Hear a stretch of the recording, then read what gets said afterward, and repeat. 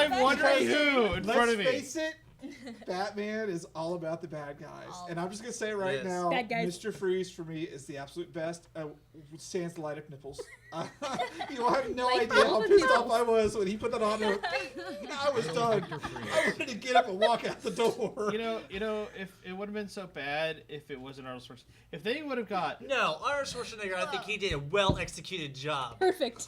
What is he doing on the show? Someone drag him off. Hey. And his light-up nipples were fine. They were yeah! We'll drag her off. So I don't know, Gavin. All right, so we're going to start this one with Alice.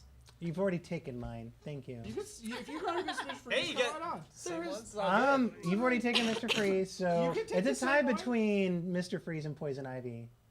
I can see you as a Poison like Ivy my girl. lesbian lover. Yeah, that's good. I'm a giant Poison Ivy fan. What about Poison Ivy? It's because she has that kind of duality. She has that side of her that likes to use people, but she cares deeply about things as well. She cares about the environment. She cares about Harley. Yeah. She cares about a bunch of other things.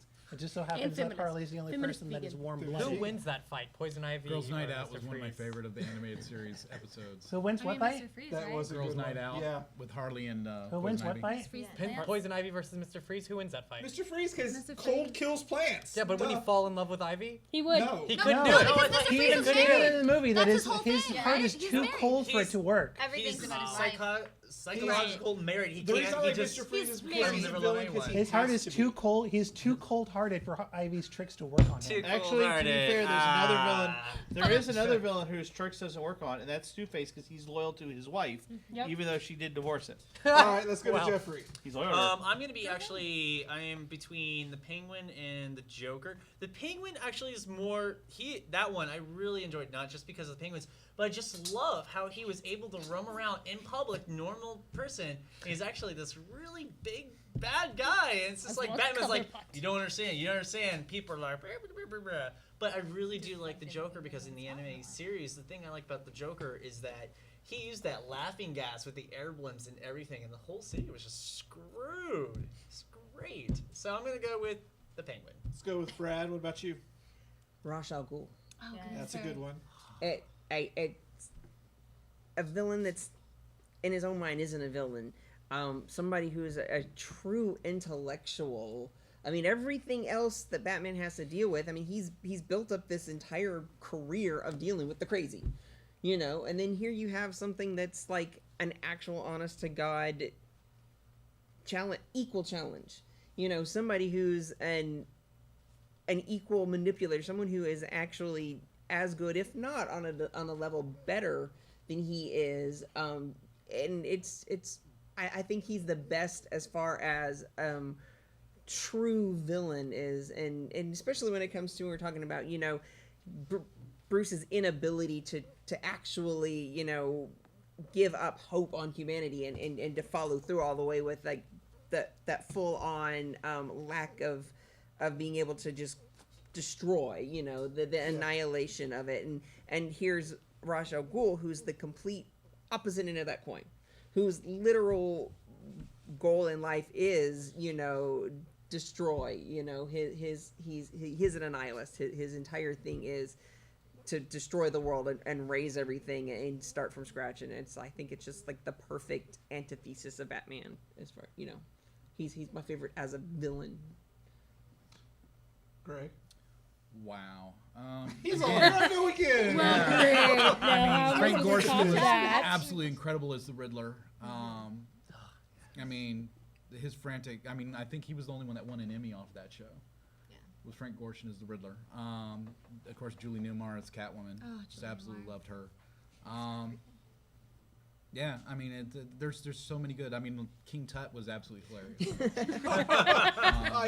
There's some what about King Tut Egghead? stuff going on around town. What about Egghead? Because he was excellent.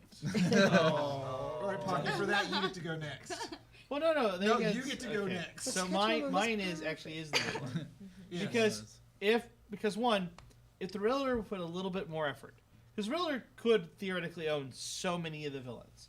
In fact, when Batman disappears at one point, who's the first one to go, Gotham needs heroes? Who goes and gets Catwoman and Poison Ivy and Harley to form the Gotham Sirens so they can go stop bad guys? It's the Riddler. Who's the one that nearly destroys Bruce with his mind? Is Riddler. Who's the only one who has no combat skills whatsoever? Is Riddler. And yet, consecutively, he is the villain who will nearly destroy Batman. Well, it's because no one takes him seriously after Jim Carrey. No, I'm talking about character. Nobody does.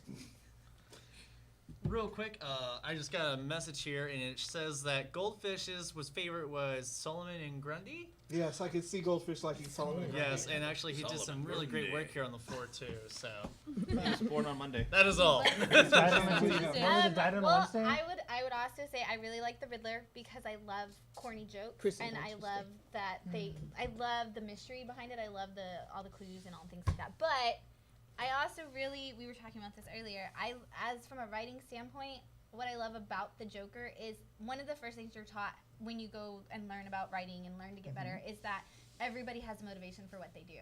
And they say you could go into, talk to somebody who's been declared crazy or insane or whatever you want to call it, and they even have a reason for what they're doing. And what's so great about the Joker is there isn't a defined reason for why he does the things he does. And what's great about that is from a writing standpoint, so many people have picked up this mantle and written this character, and they have to get into that mindset of we're writing somebody who doesn't have a reason for what he does. And it's so interesting to see, from a storytelling standpoint, what they do with this character who they've constantly got to keep in motion without actually defining a solid reason for why he started out the way he did. I like that one. I agree with that one. What about you, Harley? So I'm going to be like everybody else at the table. I like Joker, but I don't. She doesn't. She doesn't. Okay, I'm with you on that. High five. High five. We're But, the only people in I'm America. jokered out. I'm Okay, jokered out. thanks. But Thanks, my Robin. absolutely favorite is Harley. I wonder why. For somebody that, for her background, she's somebody that didn't give up as a kid. Mm-hmm. Her parents abused her. She was told she's never going to amount to anything in her life. And then, she does gymnastics. She puts herself through med school. And she becomes this brilliant psychiatrist. And I was going to say, go ahead. Yeah, she wants to make everybody better. She wants to help people. She doesn't, had she not have fallen in love with the Joker, I do believe she could have been somebody that could have helped everybody. Never thought about that way. Wow. And she also personally picked, it's revealed, she personally picked Arkham Asylum because it was the hardest. This is the one you will fail at. And they told her you were going to fail. And who do we have to thank for that? The animated series. It all comes back animated to that. Series. The animated series. Thanks, Caldini. Let's go, Mika. I'm gonna be like Jeff and have a half and half answer. I'm gonna say half KG Beast because he is really awesome in the comics. There is a time in the comics where Batman's like, you can't get your target with me trying to get you, and he's like, fine, I'll kill everyone in the building, and he just kills everyone, and it's terrible. And Batman's like, but I love my it. bad, He's friend. like You the were right. underrated Bane plus. And then the second answer is the Clue Master, who is so underrated, and a lot of people love the Joker. And if you like the Joker and you haven't read about the Clue Master, I think you should because he's really, really cool. There are times in the comics where the Clue Master is in jail and he's controlling a slew of crimes and all of the crime lords, and he's also controlling Batman and Robin and tricking them into running errands for him and saving his daughter, who he had kidnapped anyway. So he's a really clever, really cool villain. And last but not least, So I'm gonna have a three-parter. Just to one up everybody. I have to one up everybody here. This isn't a competition. All right, sorry. It's Well, a competition. I You're was tearing thinking this about it. family I was just thinking about it. All right. Okay, so the third one being, and it's a bit of a cop out, but the cops of Gotham are horrible. They They're really, terrible villains. Best answer, actually. Yeah, they're terrible. They really don't do things well. I might have to amend my answer now. I know, we're all like, oh, wait, that's right, that's it. wait. You See, win. I never considered, but There's some good ones. The cops of Gotham. The cops of That's not a Gotham really consistent make it thing hard for either, Batman. though. They weren't always. Yeah, they were not. But from what I've seen so far, the cops yeah, of it's a little Gotham too topical now too. make it really hard for Batman to do his job at times, and that can always be really And some of frustrating. them are corrupt. And some of them, or a lot of them, are corrupt. I would say, secondly, and it's a later variation of the Joker, which is in the Batman Beyond sequence where Terry fights him, and when Terry's fighting him as the new Batman, he's like, "Are you you're still this? This is still you, Joker. You're still just doing the same old shtick, and my legacy has moved on and become something amazing." And it's a really good moment that I feel like is important for every Batman to go through, and in some ways, Terry needed to go through that just to become the Batman. Yeah. That was super important for me. And then one, and this is probably like I guess the biggest of all of them. But in some ways, it's the heroes. It's DC. DC really becomes Batman's biggest villain in a lot of ways because not only is he worried about Gotham, who, again, is its own villain, but he's worried about all these crazy heroes that don't even infest in Gotham. And in some ways, like, even though the movie, we're not going to discuss what I think about the movie, but the reality is, yeah, Superman is going to be his biggest villain in some ways because if Superman were to, like, have red kryptonite or something horrible, like, it would go really bad, and he has to plan for things like that, and I think that's his biggest challenge. Yeah, the Doomsday movie. I never saw the movie. Can I interject something just a little bit? Just that kind of just like you did inspire me to think something there on that level.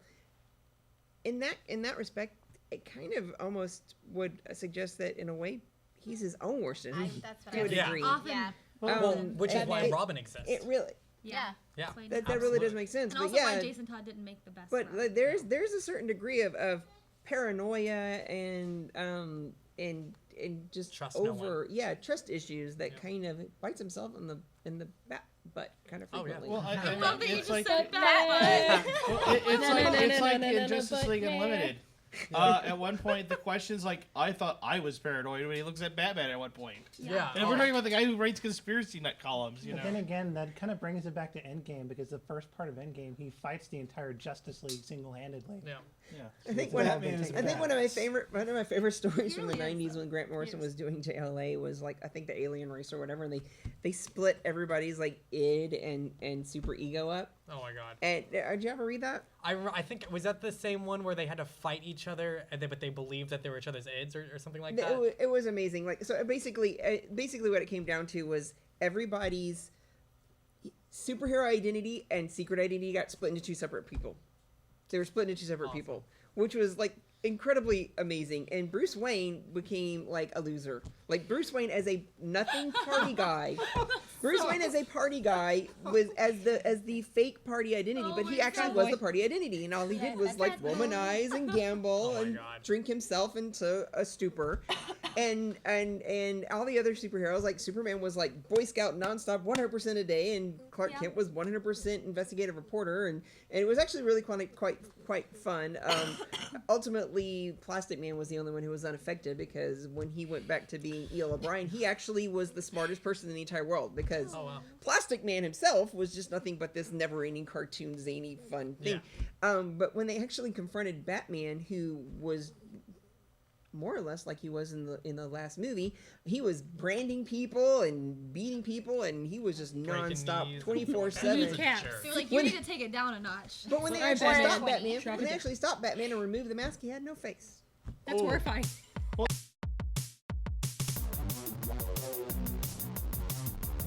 I would be the sniper in the back, making sure you all died, and I could get the loot myself. That's what I say. Like you and I would just be in the back going, let them kill themselves. Okay, now finish off the rest. Let's go clean up.